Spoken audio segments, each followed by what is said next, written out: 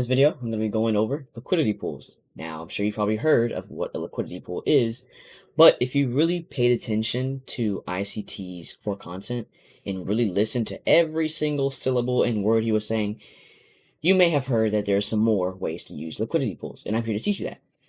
So, first of all, what is a liquidity pool? A liquidity pool is simply a pool of liquidity. And pool of liquidity, well, what do you think that is? A lot of liquidity. If you said a lot of liquidity or an accumulation of liquidity, yes, you're right. It's basically that. But what liquidity pools can be used for is they can be used to amplify turtle soups. Not even turtle soups, but they can be used to amplify really anything, to be honest. Like if you use any confluences with liquidity pools, you can use the liquidity pool as a confluence and as an entry. Because when you see a liquidity pool form, you can expect a turtle soup with that liquidity pool with your other confluences, right? So I'm going to be going over some examples of liquidity pools in just a moment. So let's hop over to this first liquidity pool that I have here. Let's get this out of the way. So a liquidity pool is basically, it's not like relative equal highs. Relative equal highs or relative equal highs. Something like this will be relative equal highs. Right, you have a line here, right? Come up to the line, down, come up to the line, down again. That's relative equal highs, okay? That's something totally different. But here, this is liquidity pool. With a liquidity pool, it's simply an accumulation of liquidity, okay? But whenever, let's like, for example here, sell side, right? You see with sell side, how when price is accumulating, the sell side part of the accumulation range has a bunch of bodies and wicks. This would be a liquidity pool right here. So if we put that back, okay, there we go. If we put that back, you can see that this area is just a bunch of bodies and wicks sitting here. Bunch of bodies and wicks within close proximity. Whatever the word is. Close proximity. I think that's the word. I completely forgot. But they have to be real close. You get what I'm saying? Very close, like this. You see how they're like real close together? Wick, wick, wick, body, body, body, body, body, wick, wick, wick. Okay? So this would be a pool of sell-side liquidity right here.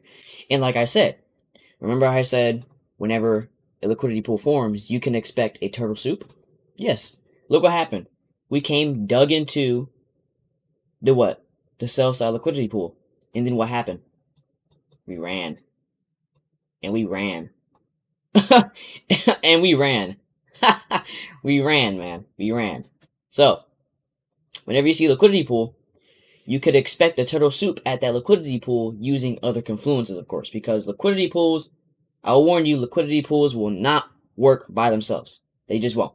Okay? You have to use other confluences to make sure liquidity pools don't get ran through, or I guess you could say touched. Touched is basically like coming down to it and then immediately running off of it, or slightly retracing into it, or officially coming in. So I don't know what the word is. I can't think of it right now while I'm recording. But you get what I'm saying. I'm sure you're smart enough to get what I'm saying. You're ICT trader. You should understand what I'm saying. Okay, but yes, that's basically what it is. It's simply an accumulation of wicks and bodies within close proximity of each other, as we saw here. And then if we look again, price dug into it, and then immediately what? I don't think I have to say it, to be honest. Because if we look,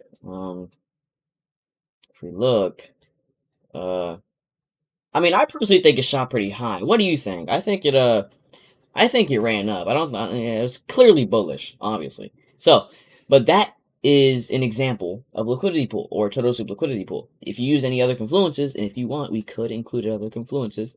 Actually, now let's not do that. Let's focus strictly on liquidity pool. Let's not divert, JJ. Don't divert. Anyways, next example. Let's go to the next one, y'all. Go to Eclipse, and bam. Okay, right here. Boom. Boom. All right, here we go. So, here's another accumulation of sell-side liquidity, or a sell-side liquidity pool. So let's delete this just to get this out the way. So, the thing already probably teased it, but where is the liquidity pool? You can point on your screen, on your tablet, on your phone, on your TV, if you want to get closer to the TV and point to it and like scribble it out. Where do you think it is? You said right here. Yes, you're right. It's right here. This right here is liquidity pool.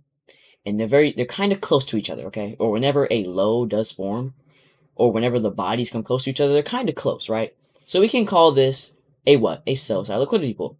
Correct.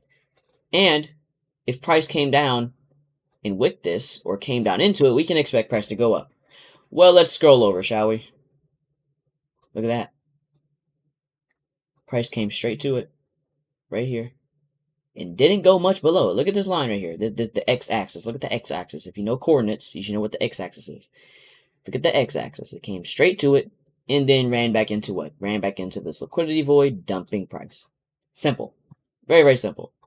So that's what liquidity pools are. And obviously, I'm not including any confluences, but I'm sure you know what I mean by confluences, like displacement, low resistance liquidity, SMTs, new week opening gap, a disrespective PD array, or anything that you would like to use as a confluence to predict if a liquidity pool is going to hold or is going to simply get ran through. Okay. Anyways, we're going to do one more example, which will be this one here, y'all. Boom. Bam. Oh, wait, wherever it's at. Reset chart view. No. Go to Eclipse. Here we go. Hey, there it is. We found it. Oh, my goodness. Y'all, I think I'm going to edit this out. I'm just kidding. I'm not going to do it. But seriously.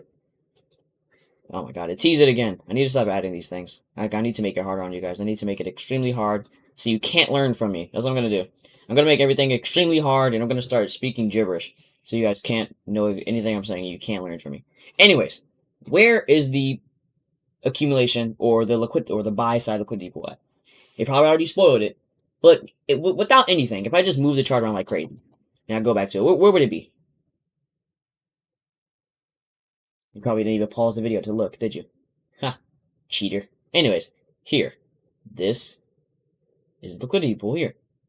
Like I said, look what happened. We purged the liquidity pool, and then we what? I don't think I have to say it. We dumped. We dropped. Okay. Simple. Very, very simple. Very simple concept. I don't think I'm going to even make this video longer than 10 minutes because it's so simple, to be honest. And honestly, if you want to have one more example, just for fun, we can go on NAS, and I marked another one here. Go to Eclipse. Right there. But bow. Now, this is also liquidity here. A liquidity pool there. Because remember, I said it's wicks and bodies like accumulating next to each other. And does this look like that? Yes, it does. Because look at the bodies. If we take off the wicks, right? Let's go to my settings. If we take off the wicks and set the opacity to 0,